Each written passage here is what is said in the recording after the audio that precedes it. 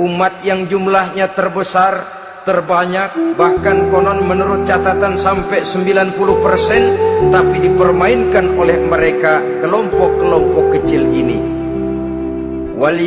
Walyaksifanna fi qulubikumul wahn. Pada saat itu di hatimu dicampakkanlah penyakit wahan. Sahabat kemudian bertanya, "Wa mal wahnu ya Rasulullah?" Apakah penyakit wahan itu ya Rasul? Beliau menjawab, "Hubbud dunya wa karahiyatul maut." Penyakit wahan itu tidak lain hubbud dunya wa karahiyatul maut. Terlalu cinta kepada dunia dan terlalu takut kepada mati. Materialistis dan takut resiko. Dua penyakit inilah yang menyebabkan walaupun umat ini mayoritas, tapi dipermainkan oleh yang minoritas. Walaupun dia golongan terbesar, tapi nasibnya seperti makanan di atas meja makan. Dari segala macam penjuru mau menghantam dia. Saudara-saudara kaum muslimin yang berbahagia, ini merupakan analisa sosial bahwa pada suatu saat nanti akan terjadi di tengah-tengah umat di mana kita dihantam dan diserbu dari segala macam penjuru. Akidah didangkalkan, peradaban dan kebudayaan dirusak, makanan dan minuman diracuni, pakaian ditelanjangi dan lain sebagainya, sampai kita melepaskan nilai Islam yang kita cintai ini. Kondisi sosial ini satu saat akan datang kepada kita. Demikian analisa dan peringatan dari Rasulullah sallallahu alaihi wasallam. Marilah sekarang kita melihat, adalah benar bahwa di zaman sekarang kita insya Allah tidak akan mengalami perang Badar sehebat yang pernah dialami oleh Rasul dan para sahabatnya. Tetapi sesungguhnya perang yang kita hadapi di zaman sekarang ini tidak kalah hebatnya dengan perang Badar, tidak kurang dahsyatnya dengan perang Uhud, tidak kurang ngerinya dari perang Khandaq.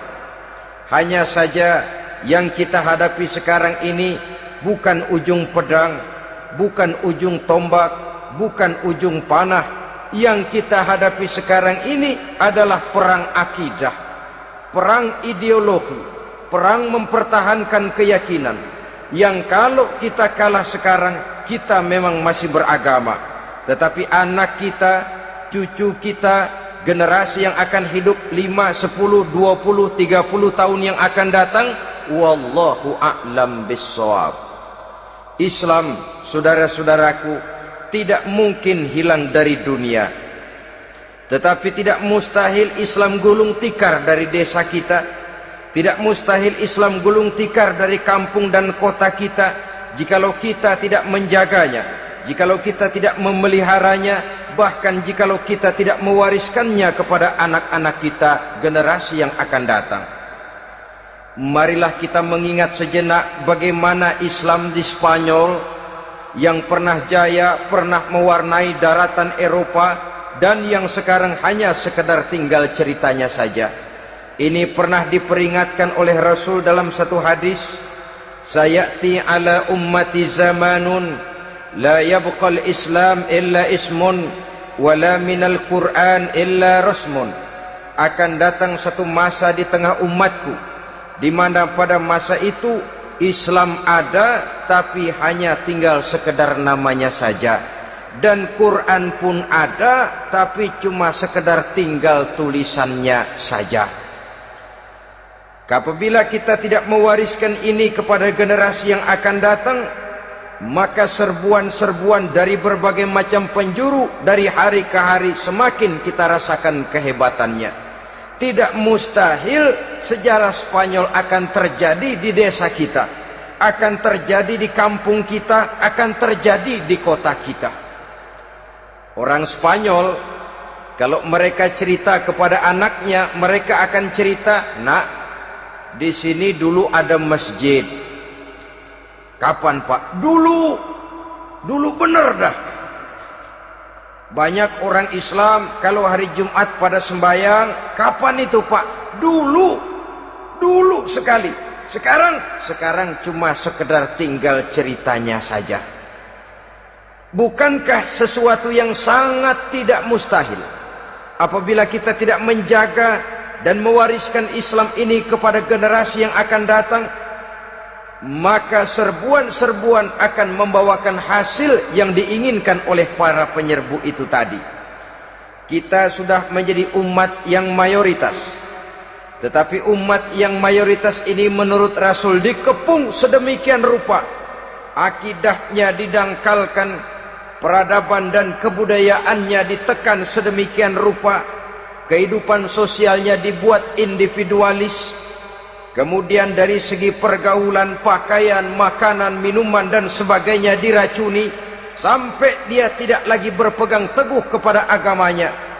Dan dikala itu hilang kehebatan umat ini di mata musuh-musuhnya. Orang lain memandang kita ringan saja, enteng saja, satu umat yang sudah kehilangan wibawa. Padahal konon kabarnya kita mayoritas, tapi enak saja dikutak-kutik orang lain. Dan dikala itu di hati kita merajalela penyakit uahan. Penyakit uahan itu apa? Pertama, hubbud dunia, terlalu cinta kepada dunia. Terlalu cinta kepada dunia yang menyebabkan kita lupa akan tanggung jawab dan kewajiban, lupa meneruskan dan mewariskan Islam kepada generasi yang akan datang. Kita berlomba hanya untuk mengejar dunia dan seluruh isinya. Baik dia bernama material, baik dia bernama seksual, baik dia bernama pangkat, jabatan dan kedudukan, berlomba-lomba kita di dalamnya. Sampai tercampaklah penyakit hubbud dunia di dalam hati ini. Berurat dan berakar dunia itu, sulit dan berat kita berpisah daripadanya. Akibatnya kemauan untuk berbuat demi dan atas nama agama sangat sulit terwujud di dalam kehidupan ini. Yang kedua, karahiyatul maut, terlalu takut kepada mati. Baik mati ajal, mati dalam artian yang sebenarnya, baik mati usahanya, baik mati karirnya, baik mati pangkat dan jabatannya. Sehingga dengan demikian akibatnya jatuhlah kita menjadi umat yang kehilangan wibawa di mata orang lain.